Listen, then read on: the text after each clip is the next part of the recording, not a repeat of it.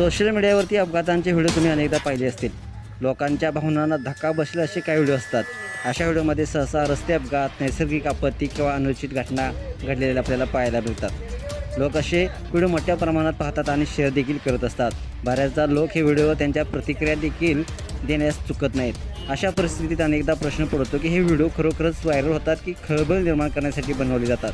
Social मीडियावरती viral झालेले video खरे असतात तर काही स्क्रिप्टेड असतात. अशा व्हिडिओद्वारे खोटी माहिती किंवा अफवा पसरवल्या जातात. हे अनेक वेळा आपण पाहिलं असेल, जे लोकांमध्ये गोंधळ देखील निर्माण करण्याचं काम करतं. नुकत्याच झालेल्या अपघाताचा एक व्हिडिओ सोशल मीडियावरती धुमाकूळ घालतोय. ते पाहून असे वाटते की ही खरी घटना आहे. व्हिडिओमध्ये तुम्हाला पाहायला मिळते की एका महिलेची वेणी ऊसाचा रस काढणाऱ्या मशीनमध्ये अडकली.